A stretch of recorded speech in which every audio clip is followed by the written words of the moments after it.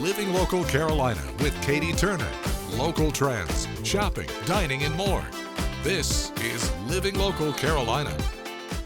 Well, we're just having some fun today at RKM Training. How you doing? I'm great. I'm so excited. Are you? You said fun.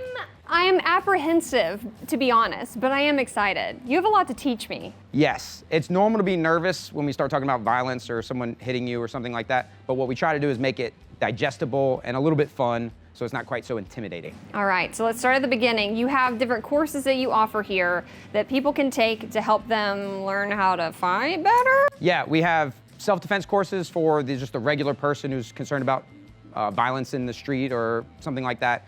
We teach mixed martial arts. We have professional athletes, amateur athletes, and we teach some people who just want to learn just for personal development. All right, so week one, I show up here to take a class about self-defense. What does that look like? So the first thing I would ask you is like, what's the thing you're worried about happening the most? Like when you envision, and I hate to like drudge that up and you don't have to go super deep into it, but when you think about a person hurting you, how do they do it? Probably the head. Like punching me in the face. Punching you in the head. Perfect. I can teach you exactly what you're supposed to do if someone tries to punch you in the head. So you want to get punched in the face? Yeah. Okay, cool. So the stance, you drop your right foot back. You're right-handed? Mm-hmm. Drop your right foot back. Hands go up and out. And we'll put about a 100-degree bend in your arms like this, right here like this. So you are in a bit of a fighting stance without looking like you're trying to fight someone. So if people are looking, it clearly looks like this is a bad guy. This is a person who doesn't want to fight. Ah. Yeah. And so when he throws that punch, you're gonna tuck that thing. Don't turn away. Point that elbow at him like a bazooka, and slick your hair back and grab the back of your head. And we gotta eliminate all this space. So you. But yes, I don't bingo. Move my head. Right? Yeah, you don't move. That's our instinct. We want to move away, but we need this block. Boom, don't see. So don't turn. And it's normal and natural. That's our instinct. It feels like I'm supposed to. You're just supposed exactly. So we have to practice. You just, boom, point that elbow out and keep your head right there. Oh, he got the face. Scrunch it up. He got the face. I know you're facing up to camera, which is good, but we got to cover that thing up because there's a punch coming. Better. And now, the last one, we'll do one more. Make sure that wrist and shoulder scrunch together so there's no space. Okay. And tuck your chin down. Boom, that's awesome. That's perfect. Okay. That's the first step to blocking a punch, but we can't stand there forever. We'll let Natalia demonstrate what we eventually have to do once you've built your composure and you're not scared of the punches anymore. Big punch comes in, and Natalia's gonna crash so that she can now start throwing knees or elbows or something, moving him and unbalancing him and stuff like that. Just do a couple reps of that. Show them you can kind of move around and freestyle a little bit. She sees that punch wind up coming, she goes forward, which again is counterintuitive. That's not our instinct to go forward. She can throw knees, you can throw some elbows in there too. Boom, elbows, big knees, and then she gets rid of them. And that's basically the basic way to deal with a big punch. All right, so what got you to here? I think that our viewers might want to know that. Well, I wasn't always as big as I am now. I used to be a small guy, and I got picked on. You know, you get picked on in school, you got beat up in school. My mom was tired of me getting beat up, signed me up for karate. She didn't know what she was signing me up for, and that was 30 years ago. Yeah. And I've been doing martial arts ever since. All right, so this is sort of like your lifeblood. Oh, absolutely. And you get to teach it to other people now. Yes, absolutely. Love that. Yeah, there you go. Kick him again. Boom, there you go. One more time, hard as you can. That was not as hard as I could. That was ugly. That was not as hard as I could. Pick it up, chamber, and stomp him. There you go. All right, so how can people get in contact with you guys, find out where all your classes are, when they are? RKMtraining.com. You go to RKMtraining.com, it has the schedule, has a form you can fill out to get in touch with us so we can find out more about you, to find out what your goals are. We also do personal training, one-on-one, private training for fitness, martial arts, or self-defense.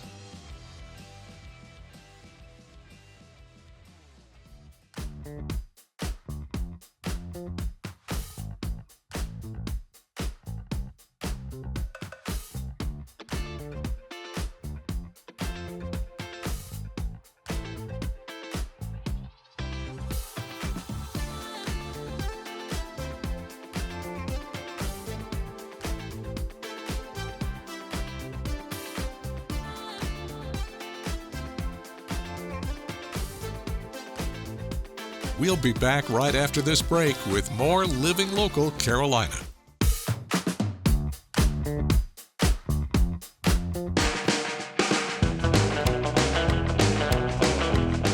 We have quite a treat today on Living Local Carolina. I am joined in studio by Salty Dog Senior Dog Rescue. How are you guys doing? We're awesome. Thanks for having us. Absolutely. So obviously we have a very esteemed guest over here, Otis, who's sitting on the couch with us. But why don't y'all tell me first a little bit about what you do and the whole purpose behind your mission? Sure, absolutely.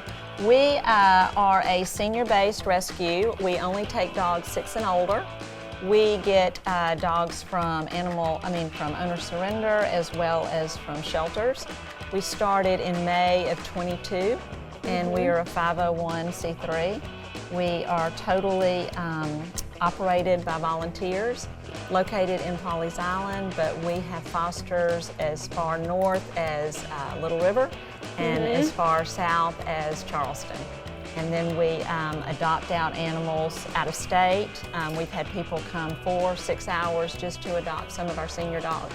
Okay, so senior dogs, obviously there's a specific purpose why. My partner and I both started working in animal rescue years ago, and we noticed that the senior dogs come in and they kind of get overlooked.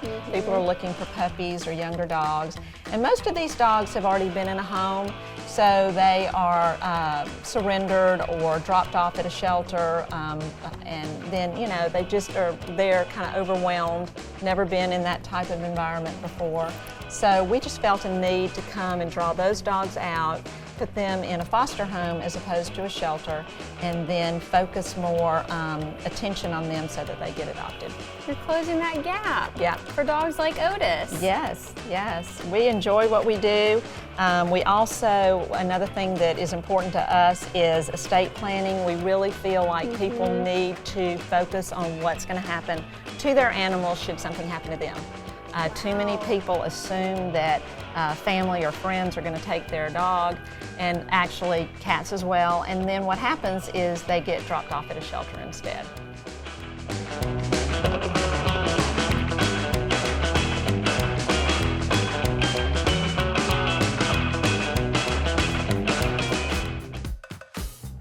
Well, we have got our apron on today because we are at the Art Museum of Myrtle Beach. I'm joined by Colin. How are you? I'm good, how are you? I'm doing awesome. Let's go ahead and get into it. What are we doing today? So today we have these stuffed paper sculptures of musical instruments. It's inspired by our exhibit, Lifting Black Voices. We have one of the galleries in the show has an entire gallery full of paintings and artwork that is inspired by jazz and music.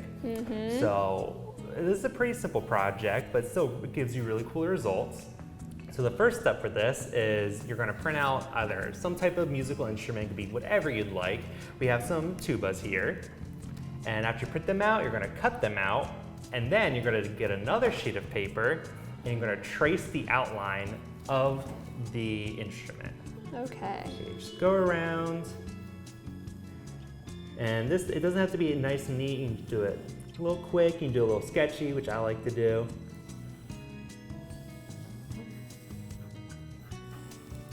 I'm very focused right now. Yeah. I'm glad you said it didn't have to be perfect. Yeah, sketching it takes a lot of focus, more focus than you think.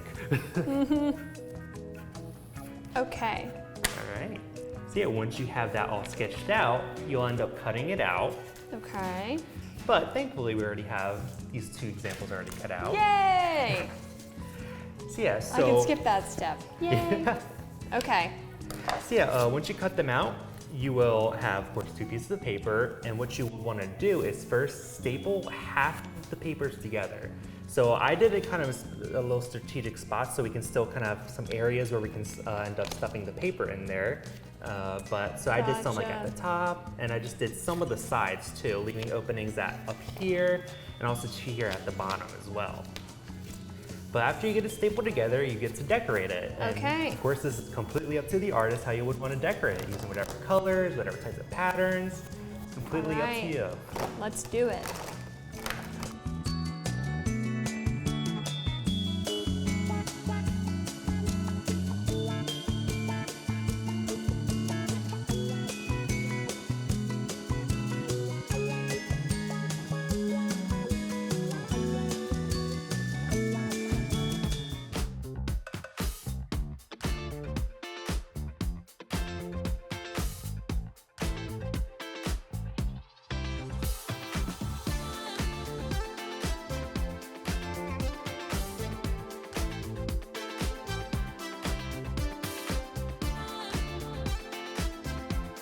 We'll be back right after this break with more Living Local Carolina.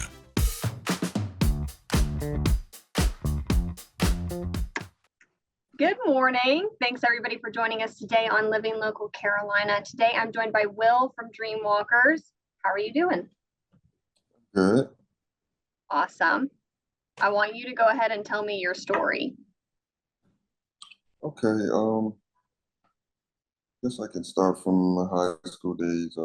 Graduated in 1996 from Lincoln High School.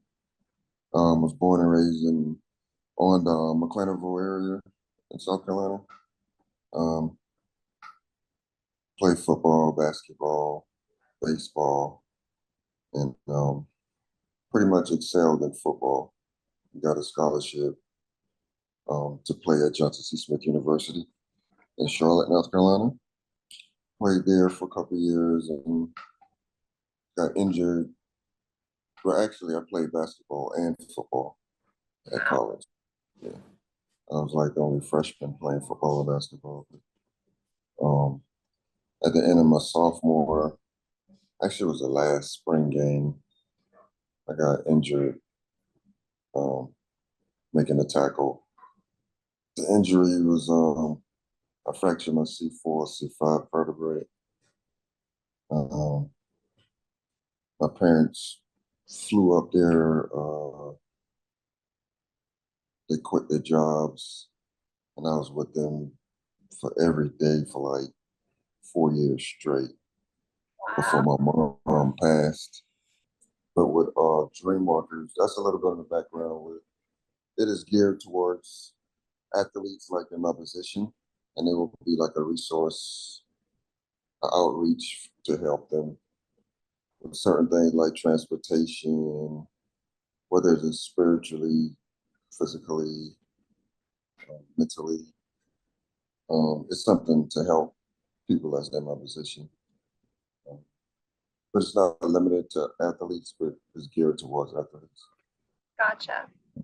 You know firsthand what toll it takes not only on you, but on your entire life, your family, your inner circle, how much of a toll that takes whenever you go through an injury like that.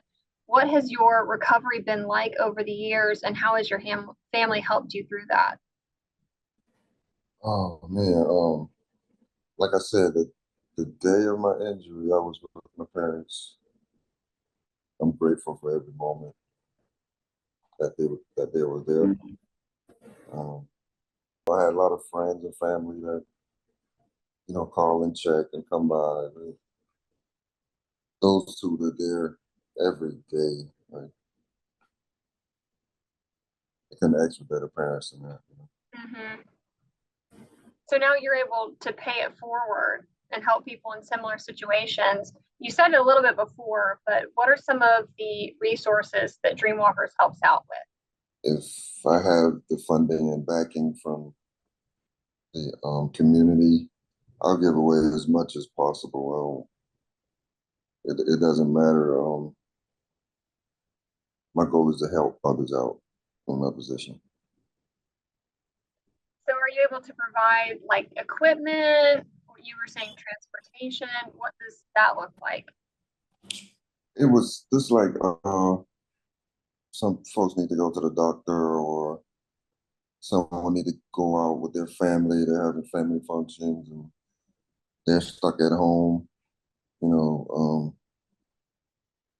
Little things like that would be a huge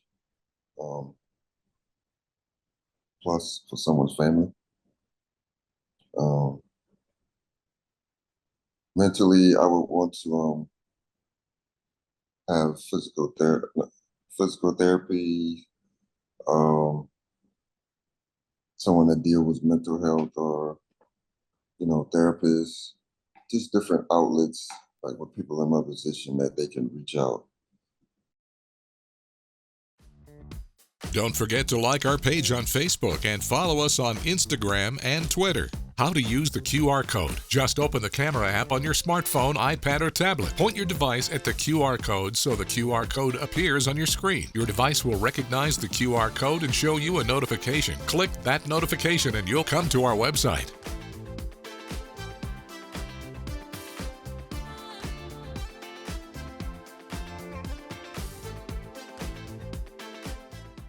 Living Local Carolina, weekday mornings at 9:30 on WBTW News 13.